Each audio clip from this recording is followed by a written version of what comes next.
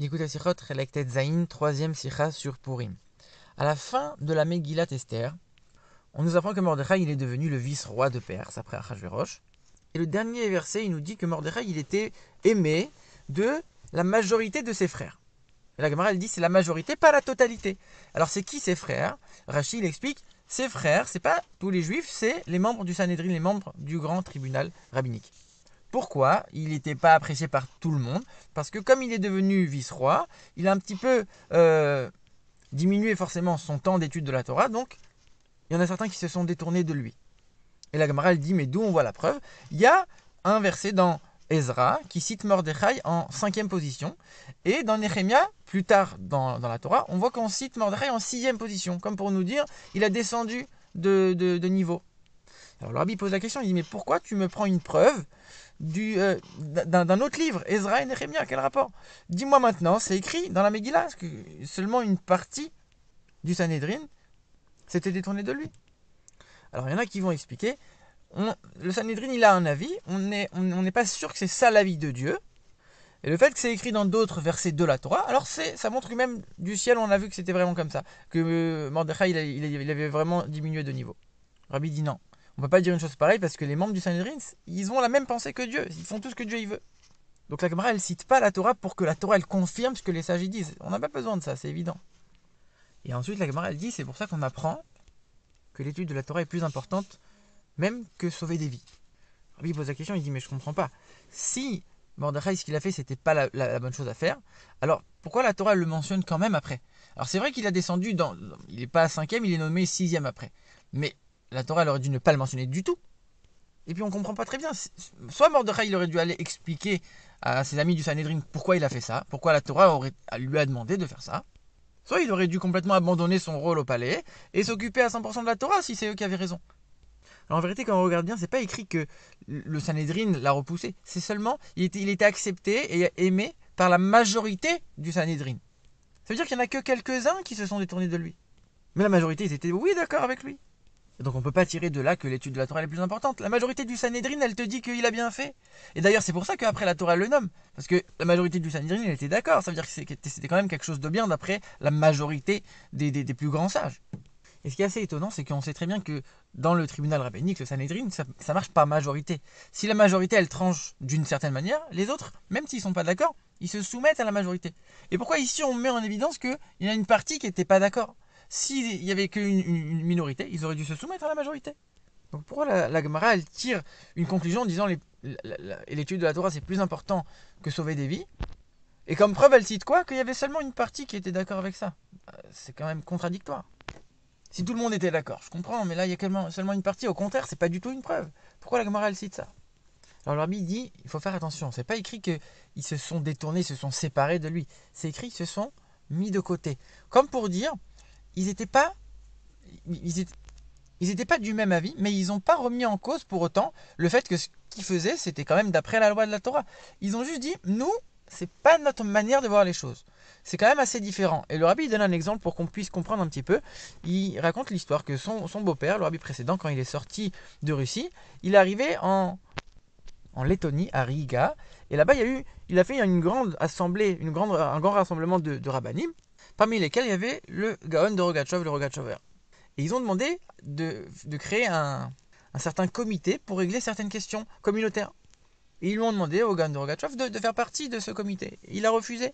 Il a expliqué en racontant l'histoire d'une Gemara. Que dans la Gemara de Brachot, c'est écrit que les premiers chassidim, ils priaient 9 heures par jour. 1 heure de préparation, 1 heure de prière et 1 heure après de méditation. Fois 3 prières par jour, il y avait 9 heures de prière par jour. Et la Gemara, elle pose la question, elle dit, mais s'ils priaient 9 heures par jour, comment ils pouvaient continuer à étudier et à ne pas oublier leur étude? Et la Gemara, elle dit, comme c'était des chassidim, ils avaient une certaine aide divine qui faisait en sorte qu'ils n'oubliaient pas leur Torah et qu'ils pouvaient avoir quand même des revenus. Et le Talmud Yerushalmi, lui, il change un petit peu. Il dit pas c'est qu'ils pouvaient ne pas oublier leur Torah. Il dit ils avaient une bracha, une bénédiction dans leur étude de la Torah. Quelle différence? Si tu me dis que tu n'oublies pas la Torah, ça veut dire que tu n'as pas oublié ce que tu as déjà appris. Mais tu ne peux pas apprendre encore plus. Le temps que tu as, c'est le temps que tu as. Tu ne peux pas apprendre plus. Alors que le Yerushalmi dit non, tu avais une bracha, une bénédiction dans ce que tu apprends. Ça veut dire que dès que tu lis, tout de suite tu comprends et tu peux étudier beaucoup plus en un temps record. Donc même avec ce temps réduit, il pouvait apprendre quand même de nouvelles choses. Le Rogatchover, il dit, nous, on a tranché comme la Gemara de Bavli, le Talmud Bavli.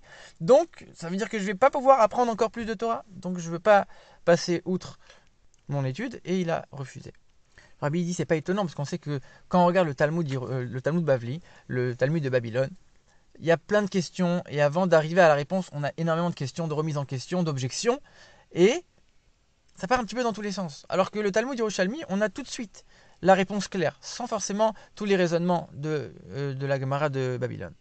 Donc le fait de comprendre tout de suite, sans tous les raisonnements, c'est impensable pour le Talmud Bavli. Alors que comprendre tout de suite, c'est vraiment le chemin du Talmud Yerushalmi, donc c'est pas étonnant. Et ça maintenant, ça va nous permettre de comprendre pourquoi Mordechai, il n'a pas été,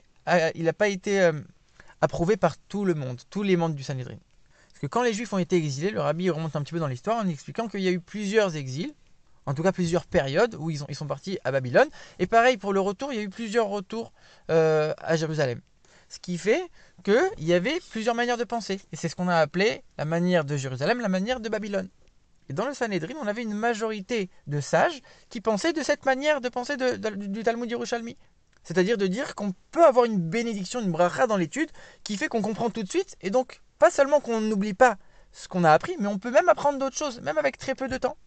Et il y avait une minorité de sages qui, eux, étaient plus de cette version de Babylone, qui disaient non, c'est impossible, on a besoin de toutes ces questions. À la limite, tu peux ne pas oublier ce que tu as appris, mais tu ne peux pas apprendre d'autres choses, c'est impossible. Donc quand Mordechai il devient vice-roi, et que forcément il a moins de temps pour étudier, alors il y a la majorité des sages, ils pensent comme le Talmud de Yerushalmi, donc ils vont te dire non, il peut comprendre tout de suite en très peu de temps et apprendre de nouvelles choses. Et il y a certains sages qui ont encore une autre manière de penser, la manière de penser du Talmud Bavli, qui vont te dire non, à la limite il peut ne pas oublier ce qu'il a appris, il ne peut pas apprendre de nouvelles choses. Et donc ils n'ont pas approuvé cette idée, cette manière de réfléchir. Alors pourquoi on a dit qu'il s'est éloigné des paroles de Torah, alors qu'on voit qu'il avait quand même réussi à apprendre? Parce qu'il y a une qualité particulière au fait d'étudier à plein temps, à 100%, de ne faire que ça. Et ça, Mordechai, il ne l'avait pas. Ça, c'est indéniable. Malgré tout, encore une fois, la majorité pensait que c'était comme ça qu'il fallait faire, une minorité non. Mais alors comment c'est possible qu'il soit resté malgré tout un membre du Sanhédrin? D'accord, on t'a donné la permission de ne plus étudier, mais le rôle même du Sanhédrin, c'est d'étudier la Torah tout le temps pour pouvoir la transmettre. Toi, tu n'étudies plus tout le temps. Même si tu arrives à apprendre de nouvelles choses et à ne pas oublier, tu n'es plus à l'étude à 100%. Comment tu as pu rester un membre du Sanhédrin? Le rabbi nous explique que finalement, le rôle du Sanhédrin lui-même, c'était de s'occuper des gens, de s'occuper de la communauté, de leur transmettre les enseignements de la Torah. Et si pour ça le Sanhédrin il devait être exilé et partir de son endroit et aller en chaque ville d'Israël pour aller apprendre aux gens, il devait le faire. Même si à cause de ça, il y avait certains jugements, les jugements de vie ou de mort qu'on ne pouvait plus juger. Mais pour sauver les Juifs, il fallait le faire. Parce que c'est ça par essence le rôle même de quelqu'un du Sanhédrin. Il doit s'occuper des autres Juifs. Il doit se soucier des autres Juifs, de leur matérialité, de leur spiritualité. Donc bien sûr qu'il devait y aller Mordechai. Tout en restant quelqu'un du Sanhédrin, au contraire. C'est la nature même d'un membre du Sanhédrin de s'occuper des gens. Donc c'est une évidence. Le rabbi dit qu'il a vu ça chez son beau-père, le rabbi précédent. Il donnait le maximum de temps pour s'occuper des autres juifs, pour sauver des vies matériellement comme spirituellement. Et pour ça, il prenait sur son temps d'étude de la Torah et sur son temps de service, de service divin personnel. Il a demandé à tous ses élèves, à tous ses talmidim, ses chassidim, de faire exactement la même chose. Pour la diffusion du judaïsme et de la Torah, il y a certains sacrifices qu'il faut faire, même si ça implique de moins étudier. Et si l'histoire du Gaon de Rogatchover de tout à l'heure, c'est pas la même chose, parce qu'il y en a certains dans la génération qui sont très particuliers, et ça ne peut pas s'appliquer à tout le monde. C'était quelqu'un d'extraordinaire, mais on ne peut pas l'appliquer à nous aujourd'hui.